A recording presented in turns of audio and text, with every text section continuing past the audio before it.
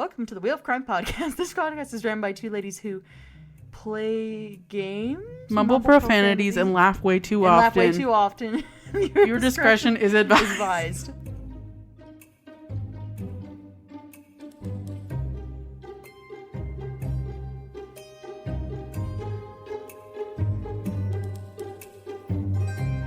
Yeah, that's right. At least one of us knows your lines. Good grief. For whatever reason, like the play games part, for whatever reason in my brain, I was like seeing something else and I was like, no, that can't be right. Like, play games? Is it play games? What do I say? What is it normally? Cue panic. But anyways, welcome back to the Wheel of Crime podcast. My name is Jenn. And I'm Emily. Yes, welcome back. It's been another whole week. Come, gather around the campfire, for this is a special occasion. Yes, welcome, kiddos, to Em and Jenn summer camp episode. Bum, bum, bum. Yes, today on the pod, we got a really special episode for you. We are doing listener stories, which me personally, these are my favorite episodes to record. They are so much fun. Love hearing from you guys. It's like cool that people actually write in. Wild. Don't understand it, but it's amazing. I know, I love it too, especially because like I always think from the perspective of the person who like loves hearing stories from other people, and this is kind of like a chance for like you know, to instead of like us listening to a podcast, we're being told stories from our listener. It's like a little bit of like a backward situation. It brings me great joy. It's really cool. I really like it. Yeah, right? No, I'm excited too. This is also one of my favorite types of episodes that we do, so I'm really happy we were able to get together for another Em and Jenn summer camp seasonal special campfire story session. Yes, and I just want to put it out there.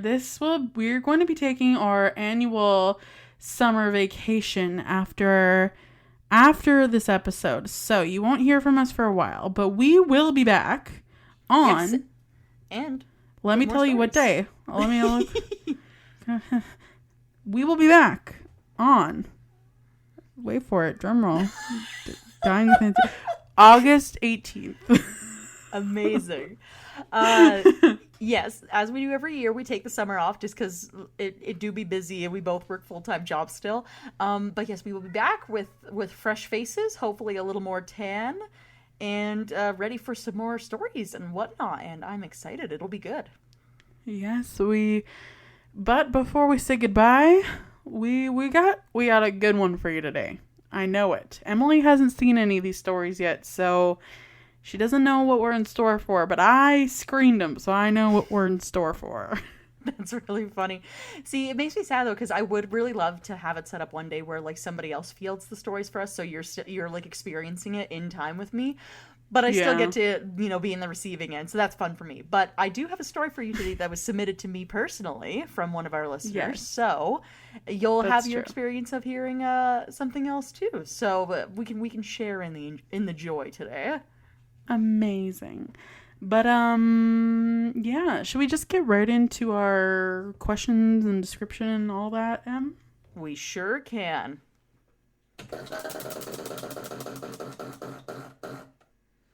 Number 1. All right, so Jenn, I'm just making an assumption here based off of what I know about you, but what's your favorite Goosebumps story? The assumption being that you've read them. I can only assume.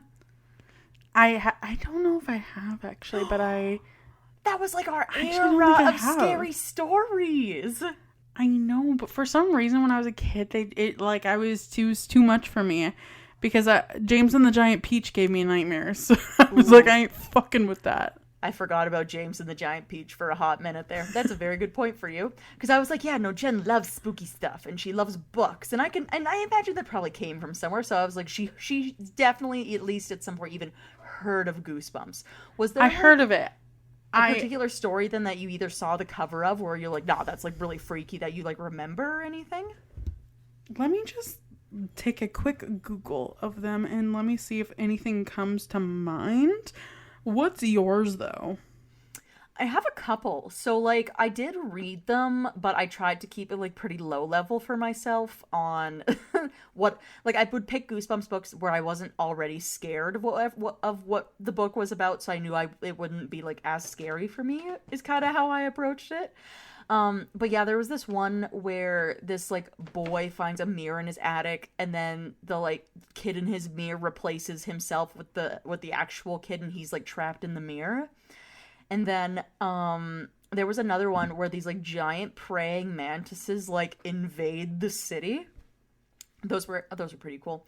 Or, there was a girl who was, like, trapped in, like, a crystal ball because she went to, like, a fortune teller's booth at a carnival or something. I feel like I kind of want to read these as an adult because those sound really interesting. It's almost like just a collection of short stories. Like, you probably could read them today and still, like, find enjoyment in them. It would just be, like, a really simple read would be the only thing. Because I remember the letters being gigantic on the page. Yeah. But they're also short stories. So it was probably being more sold as, like, a book would be my thing. Right. Have you figured out which one yet would be your... I'm trying to think. I've seen a few movie adaptations. Okay. Oh, right. Okay. Yeah, I've seen The Haunting Hour, Don't Think About It, which is a movie with Emily Osment. Okay. I don't remember exactly what it's about. I know it's just, like, Halloween spooky. But I feel like the reason why it sticks out so much in my mind, and I don't know if you know this about me, but in the 6th grade, I got in trouble for quote-unquote stealing at school. Really? What'd you take? Because, okay, this is the dumbest fucking thing ever.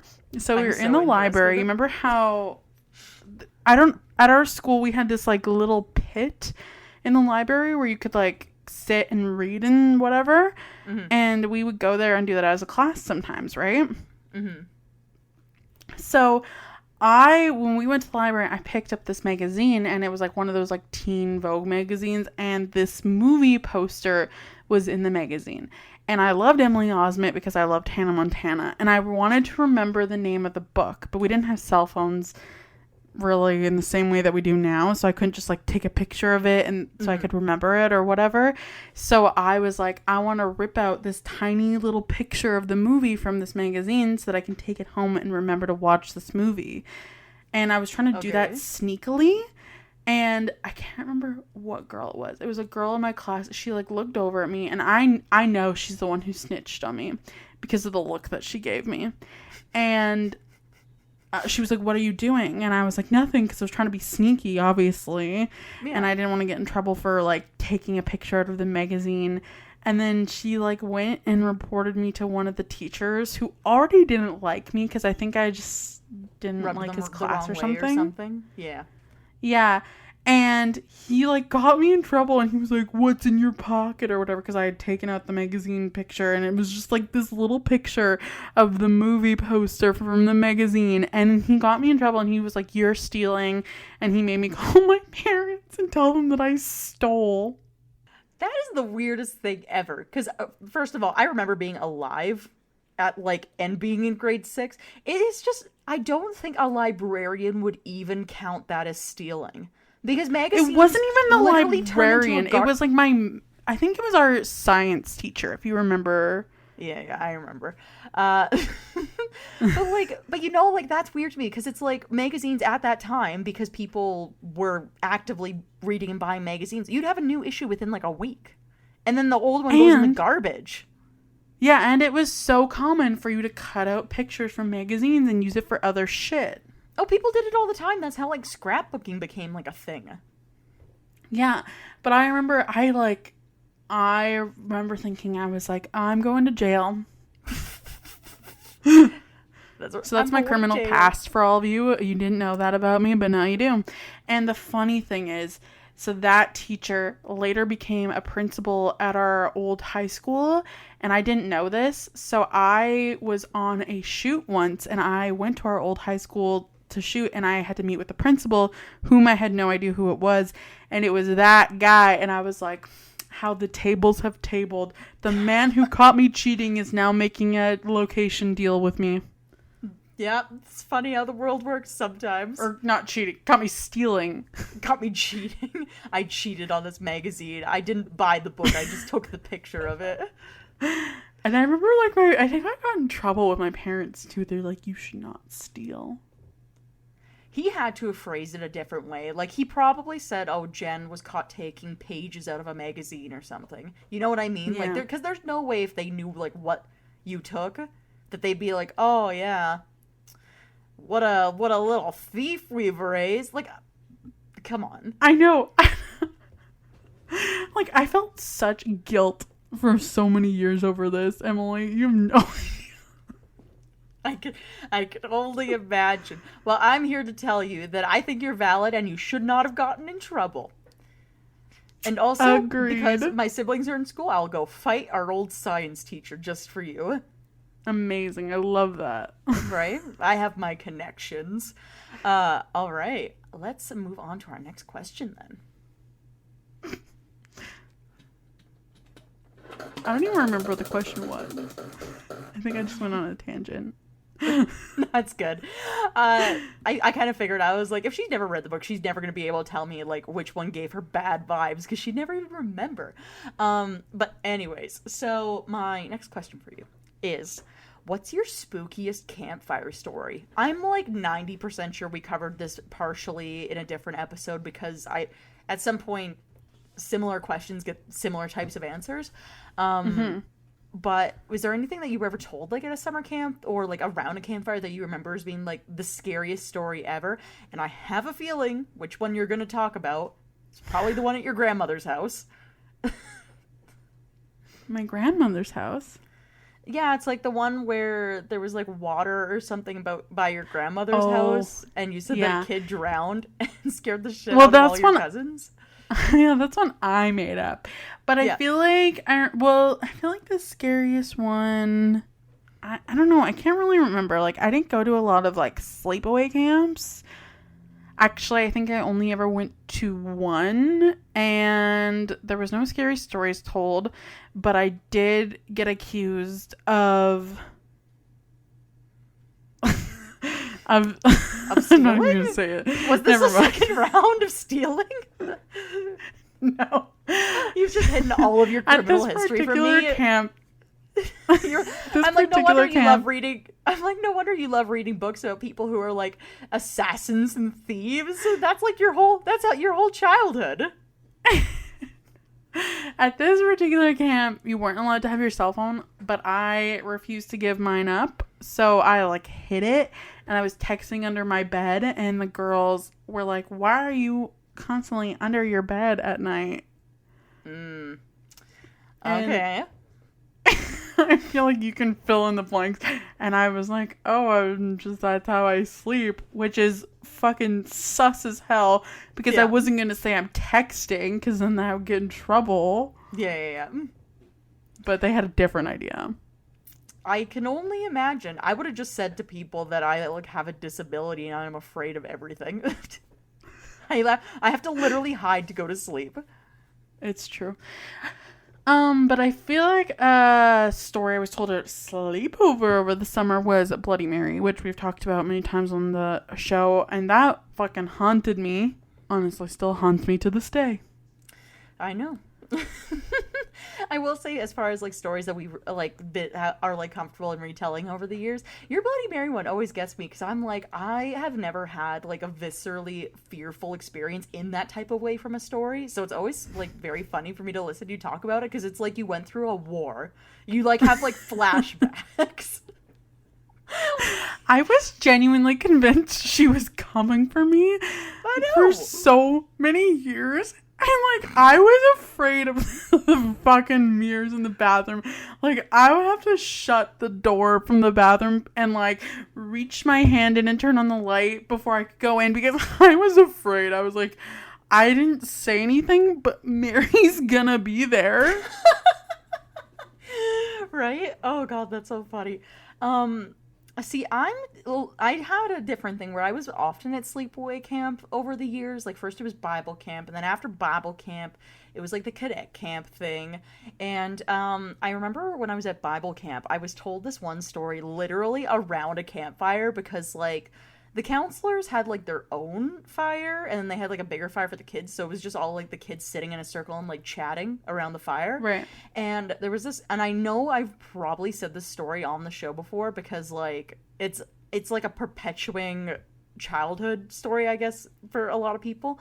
But it's like the one where it's like the lady lives alone and she lets her dog out to go pee, and then it's like scratching at the door, so she lets it back in, and she's like getting ready for bed, and like her dog usually like hangs out beside her bed and like licks her hand before she goes to sleep. So then she's like, oh, okay, like I'm getting ready for bed, like she puts her hand down, lick lick, she's like, oh, okay, cool. And then she goes to bed, and then in the middle of the night she wakes up, and she's like, oh, like I just had, she has like a scary dream or something, so she like gets up to go to the bathroom, and then like comes back, and she lays back in bed, and she's like, oh, okay, like I'll check if my dog's still here, and she puts her hand down, and her dog licks her hand again. And then it's like almost morning time, and she gets up again, and she's like, I don't know what my problem is, like I keep having these like terrible nightmares. And so she gets up to go into the bathroom, and like she goes to the bathroom, and her like dog is dead and hanging from the ceiling in the bathroom, and it's just like written on the mirror in blood is humans can lick too. Yes, I feel like I saw that one in like an email chain that was sent to me in grade 6. That's where I think they came from, because it'd be like, we like as kids would read them and be like, that's the scariest story I've ever heard in my life, I need to tell everyone. Pretty much. And then it ends up as a campfire story. Oh, I miss that. Yeah. So that would be one that I heard. And then of course there's like obviously other ones, but like I said, I'm pretty sure for at least our longtime listeners, this is something we've already talked about before, and they're like, please talk about something else. So I do have a couple questions left, it looks like, so let's spin in for our next question. Okay.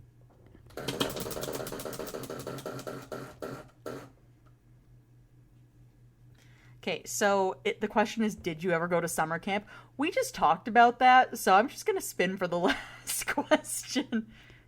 I mean, I went to summer camp, like day camp, but I only went to one overnight camp, and it was only for the weekend, and I didn't go back for obvious reasons. Fair, but like, what's a day camp? Oh, so it's just like you go for the day and then you go home at night. I did not know that was a thing. My parents, 100% of the time, just sent me away. They're like, you're going to Bible camp for a week, and I'd be like, okay. Yeah, so like in our hometown, the recreational center near our high school put on like lots of day camps, so they would have like soccer camp, so you go during the day and like do soccer stuff, or they would have like, I think I did a rock climbing camp one year. Yeah, no, I don't think I ever did anything like that. My mom would probably say differently, but as far as I remember, I don't remember doing stuff like that. Yeah, my mom put me in lots of stuff like that because she, like, both my parents worked during the day, so they had to figure out what to do with me. At least they, like, put you in something fun, rather than we're just, like, stay at home and make no noise, Harry Potter. Well, I mean, I was also put in lots of Bible camps, which I did not enjoy. They were not fun. I can't imagine. Like, a Bible day camp. Oof. That does sound rough, actually. That sounds like a long day. They were long days. And then I remember I would try, like, when I got a little bit older, I would just not go. So then I would have to, like, figure out how to be out of the house all day. Because my dad, with his job, is like has an erratic schedule because he's a realtor. So he'll come home when he's not needed at the office or at a showing or something. So you never knew when he was going to be home. And so I couldn't just like go home and hang out. I had to like be out of the house. And I remember this one time I like literally just like sat at a park across the street from where I was supposed to be all day and was like so bored. But I was like, this is better. Yep, you're like, between all my options, I made the best choice. Literally. Oh god, that's funny. Yeah, no. So like I said, I don't really remember day camps at all, although I mean my parents probably put me in something at some point and I just don't remember. But I did a lot of sleepaway camps. So like I mentioned, I did Bible camp for a few years, and then after that I did like cadet camp, which is basically like your first year is just straight up like soldier stuff, and then you get to pick what you want to do. So then I was in band camp for like 4 years where I learned how to play the bagpipes. Which I don't know if our listeners know that or not, but that's like my fun skill that I have, I guess. And then I think I did another year of like soldiery type stuff after that, and then that was it for me. That was my summers were up. That was like all my camping stuff. All your summers of youth. Right? Well, and the camp, the like cadet stuff, that was like 7 weeks of me being out of the house. That's actually a long time. That's almost 2 months. I know. I remember I was always so excited for you to come back home and like our reunite, like the day we would be reunited, and we would like go to Max and like buy all of the junk food, and you would just tell me everything that happened to you over the summer. I always and I would like forward to debrief it you. so much. I know. I remember sitting at Max or I guess now it's Circle K. But yeah, no, I'm just like telling you, being like, these were the cute boys that I saw there, and then there was these girls, and here's all the tea about these people you will never meet in your life. And every single time you were like, yes, tell me everything. It's true. I remember one time you called me while you were still at camp, and I think I was like out camping with like my family, and I just remember talking to you on the phone for like 2 hours, and you were just telling me everything, and I was like, I can't wait for you to come back so we can continue this conversation. Right? I know, it's funny now thinking about how like during that era of my life, like I didn't have a cell phone at that time either, so I would used to go to these pay phones, and so if I wanted to have a private conversation with somebody, like for example like calling you, I had to go to like literally this like pay phone that was like out in the bush almost, that was like meant for like it was more meant for like private things that like soldiers who actually worked on the base would want to call their families and use. But I was like, nah, this is my booth now. And yeah, no, I would just like hog that booth like all night. I appreciated it. Of course. All right, let's get to our last question.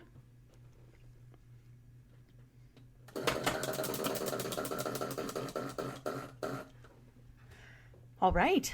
So what's your best summer memory? I don't know. There's been lots of good summer memories. Trying to think. I don't know if I have a best, but there's definitely been some real good ones. I remember when I was in like, there was like this prime period where I was in like 7th, 8th grade when we would go camping with my family, and I would be really excited because I went with my one cousin who I was really close with at the time, the one who I told the story to about the child drowning, and she was scared. We were close though, and it was just like so fun to be out there with her and like hang out and do all that stuff. And I feel like those are some like fond memories. And then also fond memories of like, I remember you had just moved to your new house in middle school, and I came over there and I gave you this like blanket that I had made, and we were like just like hung out for the whole day. Yeah. And you hung that blanket in your room for so many years. It's true. It was on my wall for a very, very, very long time. I think it's in my memory trunk now. Oh, yeah. That's cute. I know, I'm the same way. I feel like after, you know, the years that we both have lived, like there's enough summers and like enough things that we've done together where I'm like, I don't know, I have so many like favorite memories. But I do have two that really stood out to me because I was like, it was kind of like a solo experience each time, and they were things that happened during the summer, and I don't know why my brain has been like, these are like core memories for you now.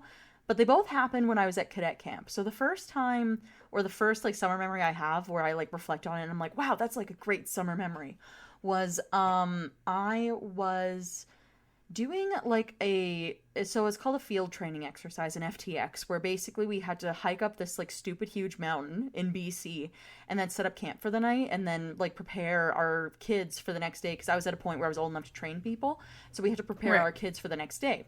And there was just this like weird time period where it wasn't sunset yet. Like it was maybe like 7 p.m. or something in the middle of the summer. And I just remember I was like looking into this valley, because the mountain that we hiked up, it had like, there was just this valley, like a deep valley in the middle, and then a bunch of like similar mountains around us. But I was looking in this valley because I was like, oh, weird. Like I've never seen fog at this time before, because the entire valley was like filled with fog. And then I like looked up into the sky and I saw that our campground was in the middle of this like giant circle of like clouds. And then all of a sudden the sun hit and it came right through the middle of like the circle of clouds where we were. And because it was foggy, it made everything around me like pink. Like the air was pink, the grass was pink, like everything I looked at was pink. And I was like, oh my God, like this is like the craziest thing ever. And then immediately afterwards, there was this huge wind that picked up and it was coming like from the valley towards me. So like I watched all of this fog disappear around me, like, and like it was just like a super strong wind, like blowing in my face, like grabbing at my jacket, like just like blew off my hat and everything. And then I like got up and like looked back out and the like fog was gone, but the clouds had moved and I could see that there was like a huge thunderstorm coming. So then I went to go report it and we basically it ended up being this whole thing where we got stuck in like a flash thunderstorm, which like, you know, summer thunderstorms are like real bad. And they were worried about it escalating into being a tornado of some kind. So we had to like do like a whole evacuation. But I was the only person up still. And I was the only person on this hill who saw any of this. So nobody else saw like the whole pink fog thing or anything like that. Just me. That's crazy. Right? And then, so that's my first one. And then my second one happened where it was another outdoors thing. I was at a different facility in like another, in Alberta, not BC. And it was one of those things where it was getting dark outside, but like you could see that it was going to start raining soon. And so like I just remember it being really quiet. Like everybody had just gone to bed, you know. At that time I was still working training kids, so like I didn't have to go like to bed really until another hour, but I was just like sitting outside and watching this like storm roll in. And then I like was looking up at the sky and I could see like this lightning just like crackling like sideways across all the clouds.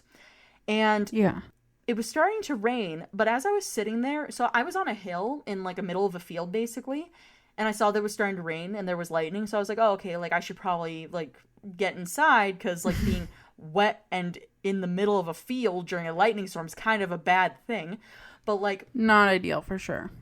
Right? So I stood up, and like as I stood up, there was like this huge thunder boom where like it like flashed white across like the clouds and like the trees around me. But it like started heavy raining immediately. So everything was like white, but the crazy thing was that it like started pouring rain immediately, like buckets basically. Like it was a total downpour.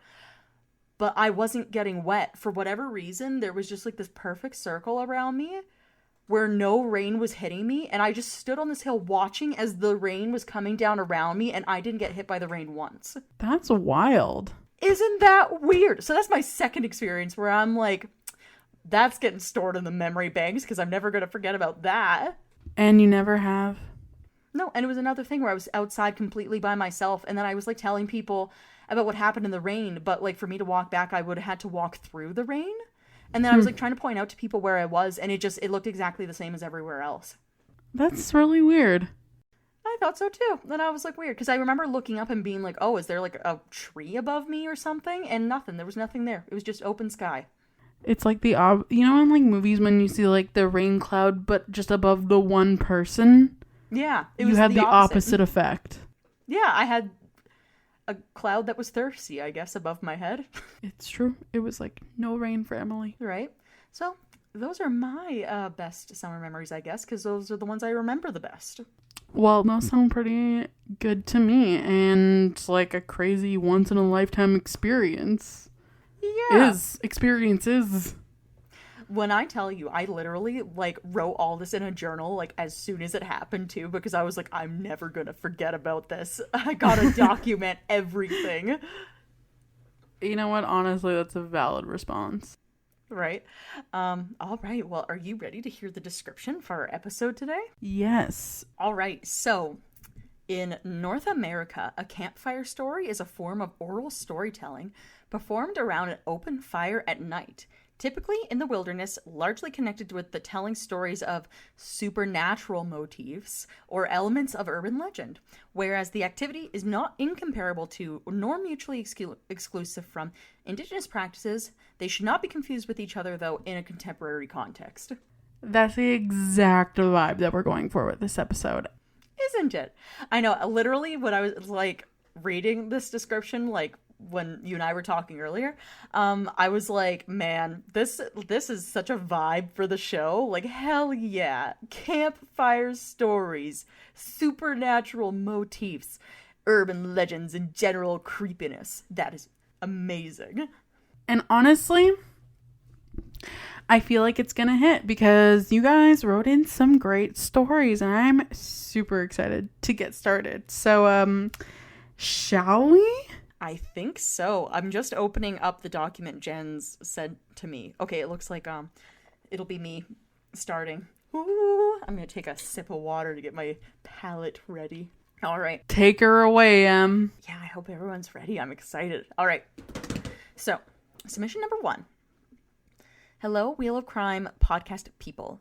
A few years ago, I attended a summer camp that was pretty much in the middle of nowhere, like really deep in the woods. It was a pretty place, but honestly, it gave me kind of a weird vibe.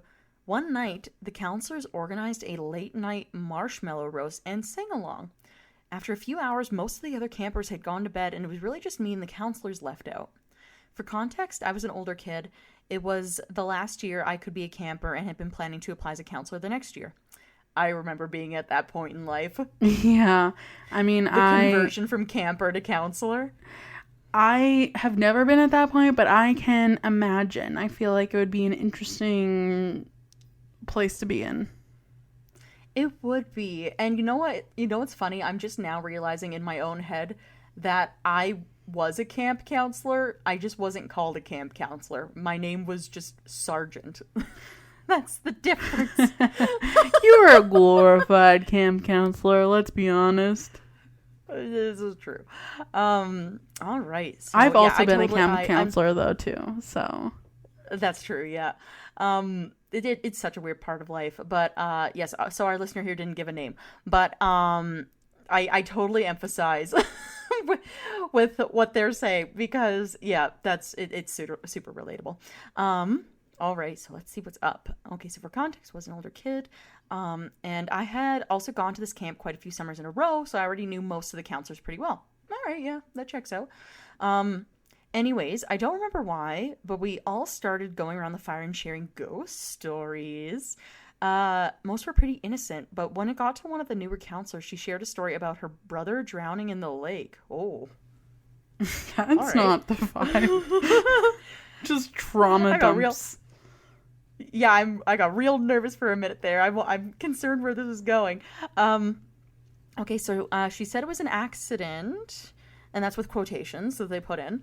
And then she looked at me and smirked, and I don't know why, but my stomach dropped in that moment. I felt unwell and went to bed.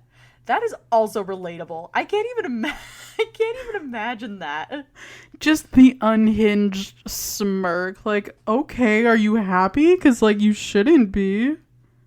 No, my immediate thought would be, what did you do? Like, yeah. We all are here together. Like, who's your next victim? Don't love that, especially being in the woods. Yeah, there's multiple layers to this. I was laying in my bed for about an hour, and then I started feeling really unsettled again. Something in my gut told me to hide. Oh, no. I don't like where this is going. I'm just going to preface this quickly. There have been a couple times in my life where I've had, like, a horrible gut feeling, and the feeling to hide, like, usually as a kid, it is never followed by anything good. In what circumstance have you wanted to hide? Oh, no, like, I used to wake up from, like, you remember how I talk with you anyways about how I'm pretty sure the house I used to live in was haunted. Yeah. There'd be a couple things where I'd like wake up out of a dead sleep and feel like I need to hide, and then I'd crawl under my bed and like hear voices. I don't like that, but okay. See, and I didn't share that with anybody because I'd already at that point known what schizophrenia was, and I'm like, I don't want people to think I'm crazy. Valid. It's also not true, by the way, for anybody who is or knows people who are diagnosed. It's definitely a illness of its own, but that's how my like 5-year-old brain processed that information. As one does. As one does. All right. Okay. Let's see, until I started feeling unsettled again. Something in my gut told me to hide. I settled into a closet that had a direct view to the cabin door. I waited there for what felt like a long time, and I was almost ready to get up and go back to bed when the door to the cabin opened and I saw her. Okay. The counselor who told that unnerving story was tiptoeing into my cabin and looking into my bed. And then when she didn't see me in my bed, she looked underneath where, obviously she didn't find me because I wasn't there. And my stomach dropped again. I saw her look around for a few minutes and look at a few of the other kids sleeping, and then she eventually left. There's no way that she would, like, because here's the thing, too, like, speaking from an ex-camp counselor, apparently, like, when I went to go check on the kids, like, when they were sleeping and stuff, I never went up to just one kid's bed, you know what I mean? Yeah. So that's already giving me weird vibes. That seems really strange. I don't like that. No. I spent the night in the closet and faked really bad food poisoning the next day so that I would get sent home, and then I never went back to that camp. So far, I hear a lot of things that are super valid so far. I feel like I would have responded exactly the same in this situation. I'm curious, because, like, I feel like if you, like, correct me if I'm wrong, but if you see a kid is missing from their bed, would that not be, like, a problem that you would have to report and that would become a big deal? Yeah, that's why I was saying it was already weird that they were, like, just checking on the one kid's bed anyways and then didn't report when they weren't in there, because that means that they were, like, didn't tell anybody they were going to be in there in the first place, would be my thing. Ooh, that does not... I don't like that. No. Well, I am so sorry for that experience you had, dear listener. That's hella spooky. Yeah, that's not great. Not great. No. All right. I am ready to hear you tell me a story, Jen. All right. So the next submission is, my grandfather used to tell a story of our family farm. He used to say that for hundreds of years, the indigenous peoples had used the land as a gateway to the west. They would follow the creek as it wound its way along the prairies through the foothills and into the mountains. At night, in that area, they would hear whispers from something calling them from the woods. From the campfire, my grandpa would point to the edge of the woods where you could faintly see the tree line. A never-ending succession of birch lined up and cut to be the edge of a plot line, essentially a designation or ownership. It has been in my family for over 100 years, but my grandfather would remind us that for the majority of time it didn't belong to anyone. So that when the people would hear something coming from the trees, it was older than our family, it was older than generations of people who would traverse the land towards the west. Perhaps it was older than time itself.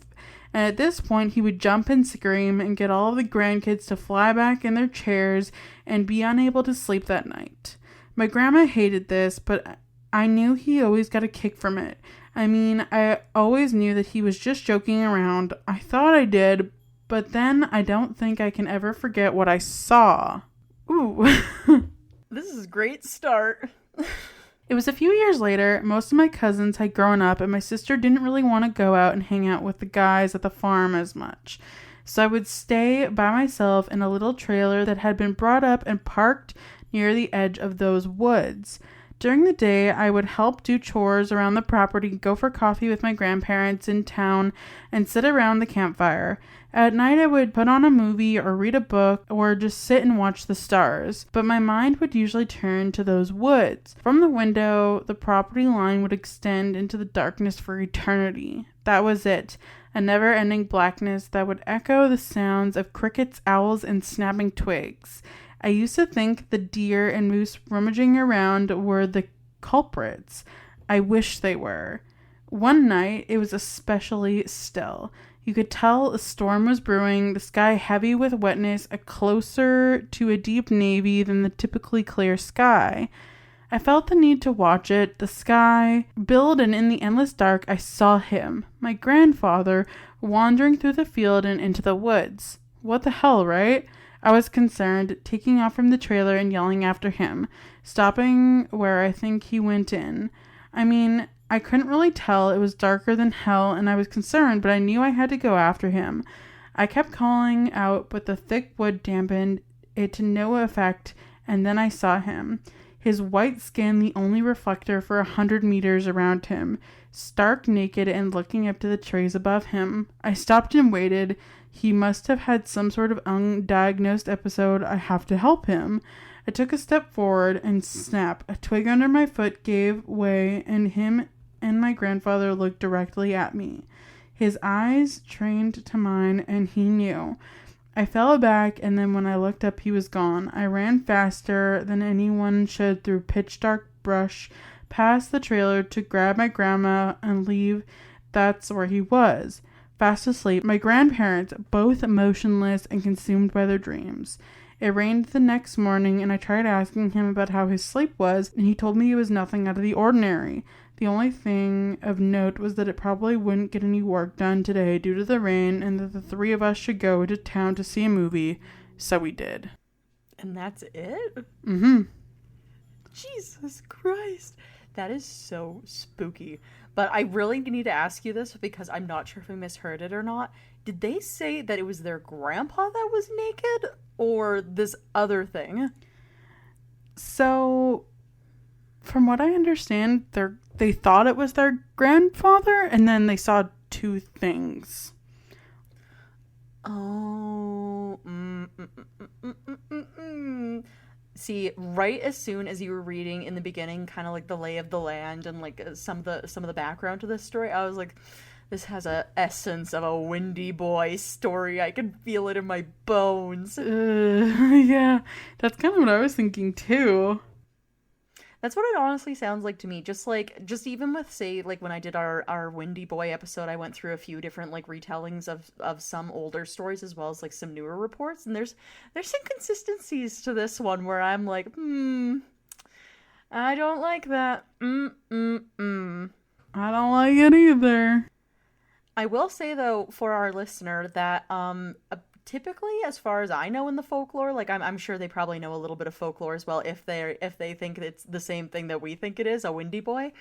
But apparently if you find them and they're not trying to copy you or say your name or anything like that, or trying to lure you into the forest that way, that usually means that you're not their target. Well, that's a bonus. So that's something. Not sure if that helps you sleep at night, but that's something I read about. Well, hopefully. I mean, they submitted this story, so they're still around for another summer. They sure are. Yep, living their best life. Man, that's really spooky, though. I don't know, man. I don't like that. Well, it definitely is very spooky. All right, should you tell us our next tale, Em? Yes, I'm already shivering in my bones. I'm excited. All right, here we are. So our next submission. Hi, Jenn and Em. I've always wanted to share a scary story of my own during one of these episodes. Well, here's your time. Here you are. This is your moment. Embrace it. Exactly. I recently heard your Annabelle episode. Oh, jeez. Ooh, don't like where this is going. Oh. I literally saw the word Annabelle and I was like, I asked for this, didn't I? You did. I think I literally did at the end of the episode. But anyways, so I recently heard your Annabelle episode and it reminded me of a story about my brother Caden. On his 7th birthday, I was around 9 at the time, he received an unmarked package in the mail for his birthday. Okay, to start with, no 7-year-old should be getting addressed mail that is unmarked, or what was the word used? It was, an unmarked package in the mail. As a parent, if I was a parent in that situation, I would be like, that's a bomb. We are being assassinated. Like, What is going on? Maybe they're just small town people and they're like, this is normal. I mean, maybe. All right. So he received this very sketchy, in my opinion, unmarked package in the mail. And we lived abroad at the time because of my dad's work, and many of our family members would mail us stuff for our birthday. So I guess that's why it didn't seem weird to my parents at the time. You know what? That's valid, I guess. I'll let you have this one, dear listener. Just this once. Just this once. Anyways, he opened it, and it was a really old doll with cracked porcelain skin and faded clothing. All right, I was right. That is that is also scary. A sketchy package. It would be going in the garbage immediately, and I would light it on fire. See, it's one of those things where I feel like, again, if I'm thinking from the perspective of somebody who'd be a parent in this situation where you look in and you're like squinting your eyes and you're like, something doesn't feel right. That would be it. That would be this situation. Yeah. All right. So we have an aunt who has always been fond of collecting unique and antique items. So it wasn't a super weird gift, and we all figured it was from her. Okay, you get it. This one again. You get you get it again. You're valid for this one too, but only because I am that weird person that collects all types of things and then gives them to people. So I totally get it. You are the aunt in this situation. Absolutely, I am. I was like looking through some of my family's like stuff that they like keep around the house, and like pretty much 80% of the time, if it's something weird looking, it's something I gave them, and I just didn't even like give it to them. I just like put it up. You know, I was like, I don't want this in my house, but I think it's cool, so it's gonna go in your house. And I like put it on the bookshelf, and it's still there. I mean, looking around my office right now, I see some weird things, and they are from you. So it's my love language. I only give weird things to people that I like. I have 2 iguanas sitting on a swing, and John will never let me get rid of it because he loves them. And you know what? I love them too. I really want to find them Barbie clothes still. I've been trying. Every time I go, I look for clothes for the iguanas, and I can never find them. I was going to say, I do also have a really ugly pig from you, from when you were living in Kamloops, I think. But my brother has it on loan because he fell in love with it when he was like 5, and he's super emotionally attached to it now. An ugly what from me? It's an ugly pig. It's like a pig that's like sitting down, and I think it's wearing like farm clothes or something. Oh yes. And yes. I had it up in my kitchen because I thought it was funny, and then my brother was still like young enough to have like hyperfixations on things, and he came to visit me, and he's like, I love it, and I was like, okay, you can have it on loan. I'm getting this back someday. So I think it's up on his head, like on a shelf above his headboard right now. You know what? I love that for him. It tells tales. But let's get back to our listener story here. So the weird aunt who collects unique and antique items, named which is Emily. Also me. Yeah, weird only because I'm including myself in this. So it wasn't a super weird gift, and we all figured it was from her, which, like I said, valid. And when my brother held the doll, I could tell that he hated it. That's really funny. Funny. Oh god, I'm literally only picturing in my head like my younger brother whenever stuff like that would happen, and you can just see it on their face. It's super funny. They're like, thanks, I love it. Thanks. This is really nice. Thank you for thinking of me. Oh god. So then later that night he asked if I wanted it, and I said sure. The doll was a little creepy, but who doesn't like free stuff? This listener and I are the same person. Did you write this, Emily? Did you submit this story? It's like I just slept talked, and like my alter self wrote this from like the astral plane. Yeah, exactly. Oh god, that's so funny. Yeah. Also relatable, free stuff. So I set the doll up in my room next to my other stuffed animals and Barbies. Okay. And I don't know how else to describe it, but the doll had piercing blue eyes that seemed to follow my every move. I think that's just like people with blue eyes too, but that's also really scary. I cannot relate because I am not kidding when I tell you I would burn that doll to ash.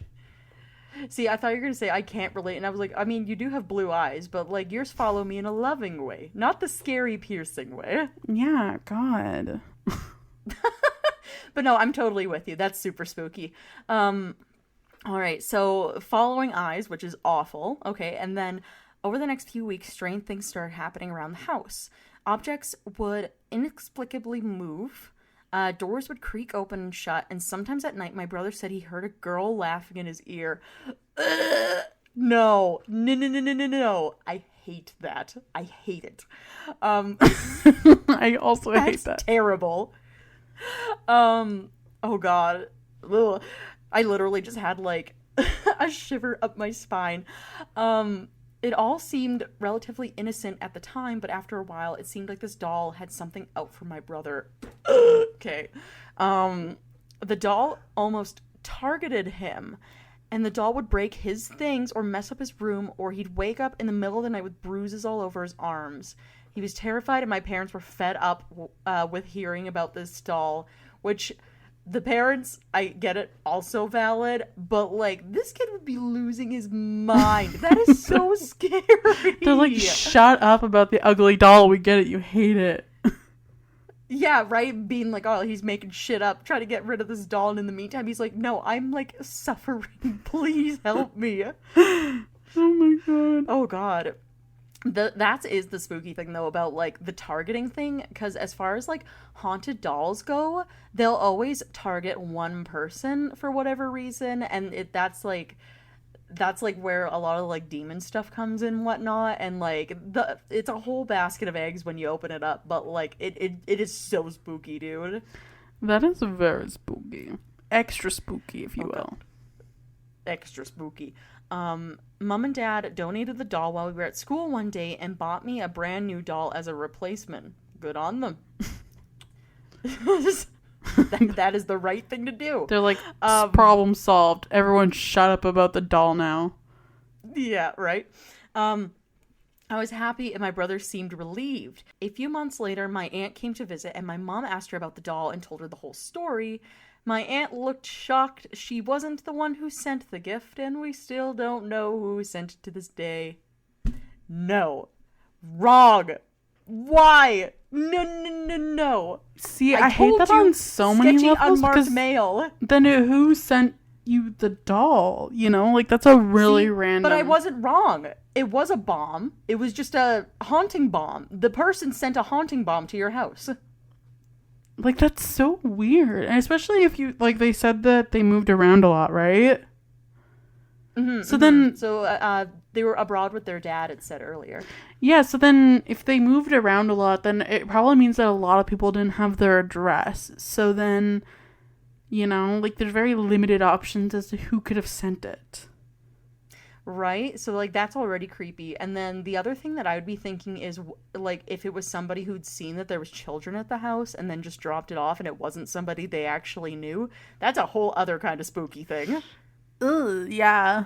Like, I don't even know, like, I don't know what year this was, but, like, if it was, like, recent, then they could have had, like, cameras or shit in it.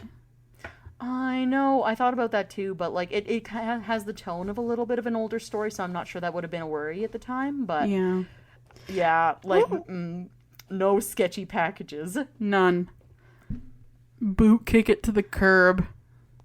Yeah, we don't deal in sketchy packages. We deal in ghost stories only. Exactly. All right, on to the next story.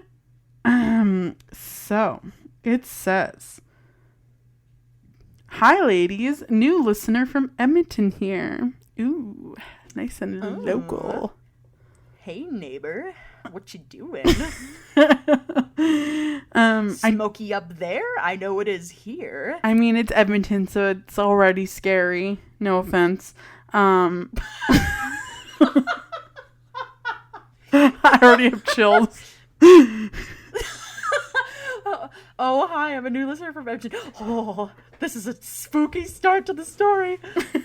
That's it. That's the end. Oh my god, you're so funny. Okay, no, I really want to hear this, though. All right, hello, fellow Albertan. It is amazing to hear from you. I would love to hear what you have to say. So they say, I don't have many scary stories, and I'm not sure if I actually believe in this stuff. But this happened a few years ago, and it's one of the only things that really makes me question if ghosts are real or not. Every summer, my mom forced me to be the free childcare for my 4 younger siblings. I really hated this because I wanted to go hang out with my friends instead of being trapped in my house for 8 hours a day with my siblings. Valid. I was the youngest sibling, and I'm pretty sure that was their reality with me, so condolences to you. And I'm also saying valid to this one because I was that older sibling who was free childcare for my 5 younger siblings, and I'm like, man, this is so relatable. Thoughts and prayers also. Yes, we're learning today that our experiences are not unique at all, apparently. Basically. Anyways, I complained a lot about it to my mom, so eventually she started giving us money to go out and do things. I didn't drive yet, so there wasn't a ton we could do, but it was something. It was around mid-August when I started to get fed up that I never got to hang out with my friends or my boyfriend, so I started inviting them over in secret during the day. After giving my siblings lunch, I would send them all down to the basement to watch a movie and sneak a friend, or most times my boyfriend, upstairs to my bedroom. Anyways, I'd been doing this for a while and it was all fine, except for one day when my boyfriend and I were upstairs and all of a sudden the power cut in the house. I was freaked, but when I went downstairs to check on my siblings, leaving my boyfriend alone upstairs, because I knew that if my siblings knew he was over, they would definitely rat me out. When I got downstairs, my siblings were really scared. My youngest sister kept telling me her friend Jimmy was the one who cut the power. When I asked who Jimmy was, she says it's the old man who used to live in our house. Ooh.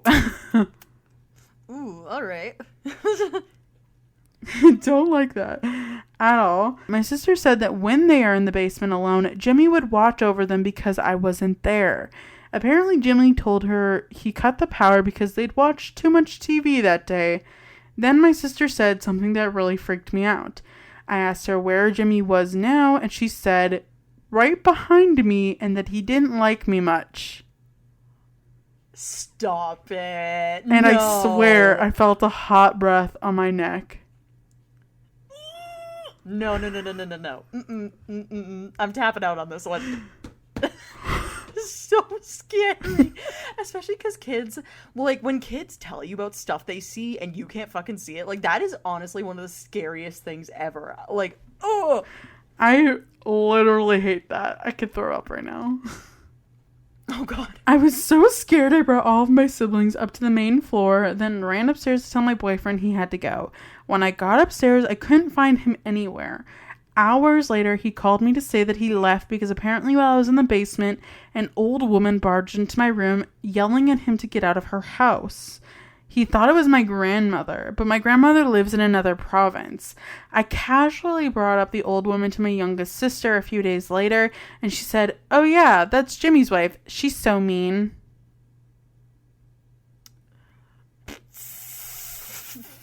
I don't like that. Needless to say, we spent a lot of time out of the house for the rest of the summer. My sister said she saw Jimmy and his wife all the time after that, but I never had another encounter. That is so scary. And, like, it's like I was saying before, kids see and tell you weird things when they're younger. Like, this is related, but I'll keep it short. My mom used to talk about how one of my younger sisters, when she was, like, little, would talk about talking with her grandpa in her room at night, and she figured, like, oh, like a fictional conversation with, like, our grandpa that she's met before. Right. And then she said no, gave a physical description of my mom's dad, who's been dead for a very long time, like before any of us kids were around. And there was a night where she was talking into the empty air. Mom walked in and the rocking chair was moving in her room, as if somebody was sitting in it. Ooh, I do not like that. No, Mom told me this one like a couple years ago, and I was like, yeah, see, that's one I'm gonna try and forget about, because I don't want to hear about that. I don't want to think about that at all. Right? But no, that is so spooky. But yeah, I don't know. It would be the hot breath on my neck for me. I think I would just jump off a bridge. See, that's why I made the noise I did when you said that, because my first thought is like, I would literally jump out of my skin. Like, I would be running out of that house so fucking fast. I would abandon all of my siblings. Right? You guys figure it out. Jimmy can watch you, it's fine. But the part that gets me, too, is, like, this weird thing about where it's almost like he knows that the oldest sibling, like, is running the show in real life, and that's why he doesn't like her, because he doesn't get to boss the kids around anymore, which is weird. But what else is weird is that, I think I talked about this on the show before, but when I was living in my old house, I used to always have, like, spooky dreams and things with that old couple in my dreams. That's so bizarre. I think old people just, like, if they die all of a sudden and then other people move into their house, like, they got problems. They got a lot of fighting words. They're like, this is literally my house. Like, who are you? Yeah, they're like, why'd you paint over what I finished painting 20 years ago? Like, what possessed you to do that? Why'd you get rid of my couch that I liked? It was a good couch. Yeah, right? Just causing problems from beyond. But yeah, dude, that's friggin' spooky, though. I totally get it, though. Ooh, don't like it. All right, time for my listener story for you. So, we have, hi, Emily and Jen. I've been listening to your podcast for a while now and thought it would be fun to share my own story and practice my writing skills. I hope you enjoy hearing this story more than I did living it. That's already very poetic. I like their style. Good on you, listener. Mystery listener. Mystery listener. All I was right. like, I was going to try and say their name, but I don't know their name because they submitted this anonymously. That's the thing, right? I know I haven't seen any names either, so I'm just going off of everybody being anonymous. So. Anonymity. Yes. Yeah.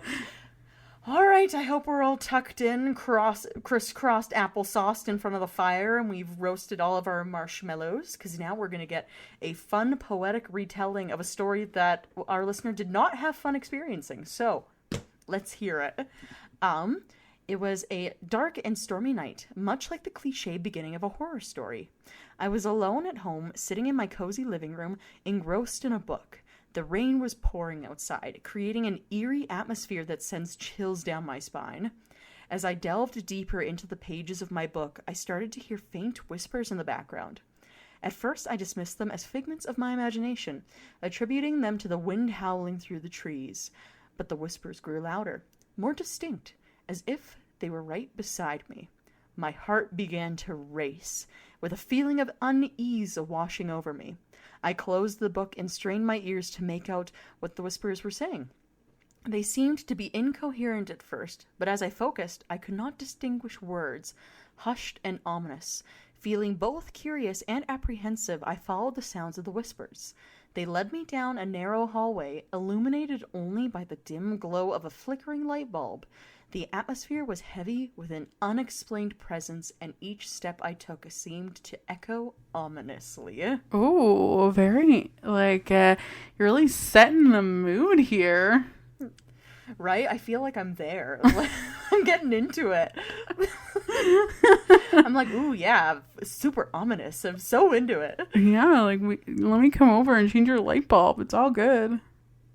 Yeah, I'll take care of you, girl. Don't worry about it. Or I'll take care of you, person. Don't worry about it.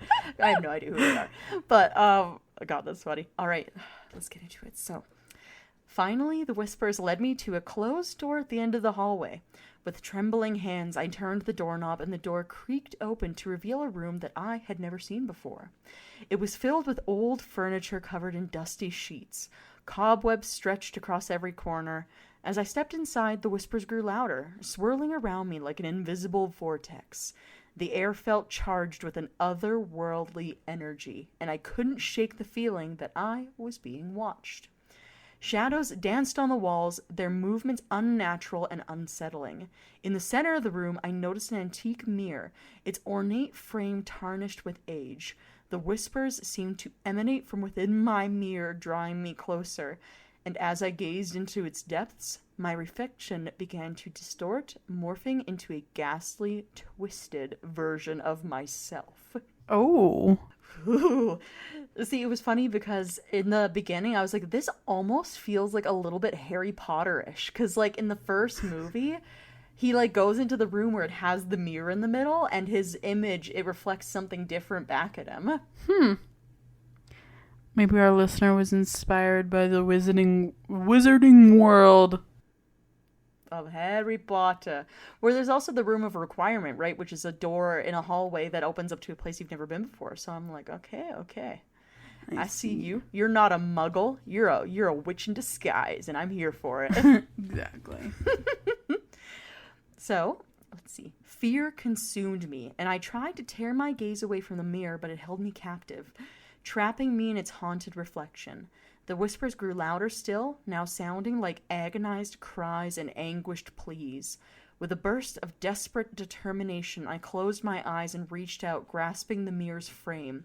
I summoned all of my strength and shattered it into countless shards, releasing a burst of energy that sent the whispers dissipating into the air. When I opened my eyes, the room was empty, devoid of any paranormal presence. The whispers were gone, replaced by an eerie silence. It took me a moment to catch my breath and gather my thoughts, realizing that I had just escaped a terrifying encounter with the supernatural.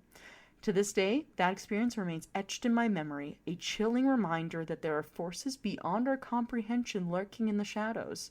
So, my friend, be wary of the unknown, for you never know when you might stumble upon a doorway to the paranormal, just as I did that fateful night. Watch out, Em. That was fun. Watch out, guy who makes the lore podcast. I'm coming for your job. It's funny because like this kind of reminds me of like a Goosebumps type story. It does, yeah. And like overall though, like storytelling aside, which was fantastic by the way, dear listener, that is a spooky experience. Have you ever like had an experience where you think you hear something that's not there, or like a dream or something like that? Have you ever had that experience before? Definitely had dreams where like I woke up and like had a really hard time convincing myself that it wasn't real. I don't know why, but when I was younger, I used to have really vivid dreams about my parents dying, and then I would wake up like really scared and like sad, and I would have to go to their room to like check and make sure they were still there. Yeah. Like it sounds like an anxiety dream almost, but I totally get it. Yeah. It's true. Spooky. Like I mentioned earlier, I did as a kid used to have like auditory things where I would think I would hear like voices sometimes like in the nighttime and that kind of thing. And then I have had a dream before where I think I told you this one because it really freaked me out, where basically, long story short, because this episode's about you guys, listeners, not me, although I do like to talk about myself. I did have a dream once where basically I was like in a tree house sleeping in like a cabin treehouse kind of situation, and somebody was trying to call me to get me out of the cabin. So I get up to get out of bed, and I can't move from the bed, and I hear whispers coming from like around the back of my head, and I can't see who's talking. And then I'm like looking over the edge of my bed, and the room's getting darker, and a Muppet on its back slides out from underneath the bed, and as it's sliding out, the whispers grow like louder and louder. And then I can't remember what it says. My sisters probably do, because when I told them this story, like after I had that dream, it apparently traumatized them enough that they remember like every detail. Oh my god. So that's a fun side thing. But as it was like coming out, the whispers grew louder and louder. It said something really fucked up, and then split like from the seam on top of its head, like all the way down the front of it, and this like dark thing jumped out of the Muppet at me, and then I would like wake up. That's scary. So I have had a dream where something's whispered at me before. Didn't know what it was though. Maybe it was the Muppet thing. Demon Kermit. Literally. I love Demon Kermit. He's my favorite. All right. But so we've got one more story left, and Emily's gonna tell it to you to finish this off on this lovely listener episode. Yes, and I'll be the one telling because this one was submitted to me privately from a listener. So I thought that was interesting. You guys, of course, can send us messages on our medias and that sort of thing if you find us, as well as the show. Feel free. But this listener, when they submitted their story, I actually had to do some background research because I was not aware of what they were referencing in their submission. So I'm going to tell you what our listener submitted, which is not very long, and then I'll follow it with the story that accompanies this listener's story. All right, I'm excited. Take her away, Em. All right, so we have, hey ladies, this story isn't about my experience, but it does have to do with an old coworker of mine. My coworker stayed at Hotel Irma in Wyoming, and it was in Charlie's room. When they stayed in Charlie's room, they would hear running in the halls when nobody was there, amongst many other things that the hotel talks about with its resident ghosts. While they were staying there, Charlie also turned off their air conditioning unit, and they know it was Charlie because they asked him to turn it back on, and then he did. A ghost turned off the AC and then turned it back on? Yes. And that is literally the story. It just says underneath, thank you, all these things. But I was curious. I read it and I was like, I have no idea what Hotel Irma in Wyoming is. So I looked it up to see what I could find for the resident ghost stories. And now I'm going to tell you about the hotel. Okay, yeah, take her away. I'm very intrigued from this story. Right? So the hotel they're referencing in their submission is the Irma Hotel in Wyoming, which I just said. And the story that I'm going to share is straight off of their of their tourism website, of like somebody who was like working at the hotel wrote this out. So I'm just going to go off of what they said because they would know best, being somebody who's from there. So you would think.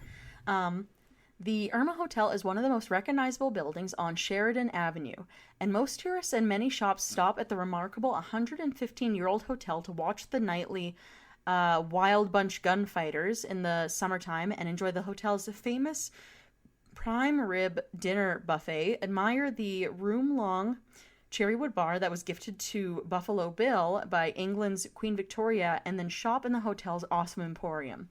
So if this picture hasn't been painted for you yet, it's very like western-y. Like it's an old hotel, super western-y.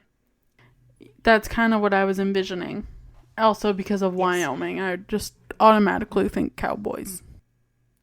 That's also fair.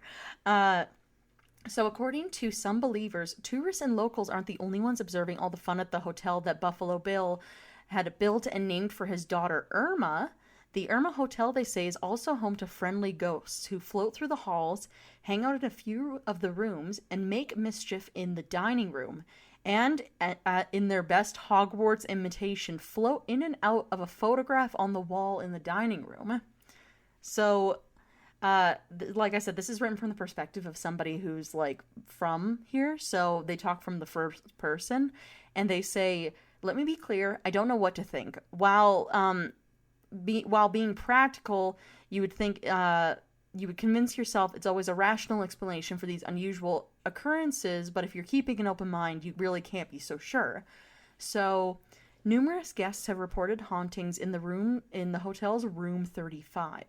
Water in the bathrooms turns on and off by itself, and guests have reported clothing and other personal items being neatly moved to different places when they were sleeping.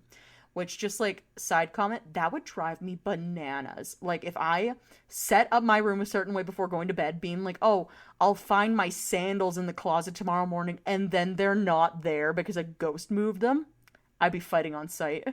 I don't fuck around. Yeah, as somebody who's spent the night with Emily multiple times, this woman is always so paranoid about leaving things behind. She does, like, 4 laps around the room before she leaves, trying to make sure she's gathered everything. So I can only imagine the chaos that would ensue if she stayed in this room and the ghost moved all her shit around. Like, genuine chaos. Lose my fucking mind. Like, I can't even, like, my OCD worms in my brain that I talk about sometimes would just, like, it'd be full panic. Like you'd be like everything is full around. meltdown. I left it here last night and now it's gone. Well, and me too. I would know that I was right. I'd be like, no, This is fucking bullshit. They were there, and now they're not there, and now we have a problem. Like, and in the meantime, the ghost is like, it's so innocent. Don't be so mad. And you're like, no, this is a personal attack. Literally. Oh god. So artwork has also been found on the floor in places where it couldn't have simply fallen off of the hooks, and there have been reports of guests and staff seeing an apparition of the bottom half of a soldier in a cavalry uniform with a sword. So just the legs walking around the halls. Just the legs. Well, and a sword. But basically, yeah. Do you think he also gets told that he has a Pampers ass? If he hasn't yet, I will. I just want to see what happens.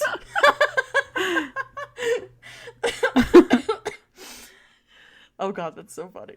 So, room 16 is another location where guests have reported unusual sightings.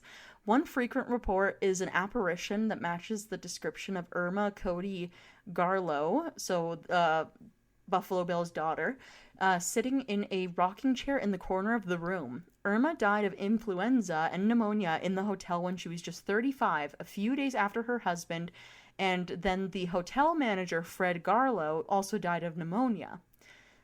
Servers in the dining room have reported seeing ghosts sitting in the booths in the restaurant, but finding no one there when they returned to the table to serve the guest. And one of the original author's favorite ghost stories is that there's a photo in the hotel dining room that shows a ghostly figure in the lobby in the early 1900s. The photo is of the dining room when it was still a bar, and there are a few men in the picture who appear undaunted by a shadowy figure. I always wander over for a look at the portrait whenever, or not me, the author, always looks at the portrait when they're there for like prime rib and stuff like that. So there have been plenty of paranormal investigators who have explored the hotel, and many have reported an unusual amount of energy and just plain weird stuff in room 20 as well, which is called the Colonel Cody Suite. Some employees have said they see Old Bill himself wandering the hallways late at night, and one employee recalled hearing spurs jangle in the bar when nobody was there. And then our author here concludes with, while I'll always be a little bit more skeptical about these spooky tales, I'd like to be open to the possibilities. And if spirits are truly there, eternally occupying old-fashioned photos and playing with water, I am comforted by them rather than disturbed. And this, after all, is where friendly hospitality has been a tradition for the last century. And they close it with saying that that they are a resident of Cody/Yellowstone County, and just thanks for listening to their story. And then they didn't include a name, though. It was just like by the town. So I'm not sure who wrote this, but I know where you live, and good job. Amazing. Did the listener who wrote into you say what room they were in?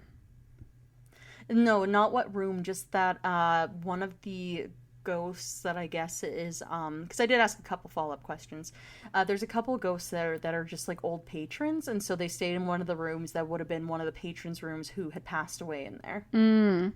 Okay, that's cool and spooky. Yeah, I would totally love to stay in a haunted hotel, not like a outrageously haunted hotel, but like one like this one where it's just like the ghosts being like friendly ghosts, and they're just like, they turn on your AC unit and everything's good. They're just in a silly, goofy mood, and they just move all of your stuff into different places, and you can never find anything ever again. Yeah, no. See, I would be laying down the rules right away. I'd be like, hey, I get that I'm staying in your room and you've got problems with my stuff, but I will have bigger problems with you if you touch my stuff. So I did not. I will visit you on the astral plane, is what I'm saying, yeah. And there will be problems. Please, just leave my sandals in the closet. I promise. I'll move them tomorrow. I literally would be like, you can touch Jen's stuff. Like, do whatever you want with her things. But, like, the second you touch my stuff, we have a problem. Oh, my gosh. I'll just leave my shit in the car. You wouldn't even... What do you mean? You wouldn't even book in. We talked about this before, and you're like, no, I would never stay in a haunted hotel. Yeah. I don't know. I'm still on the fence about whether or not I believe in any of that, but...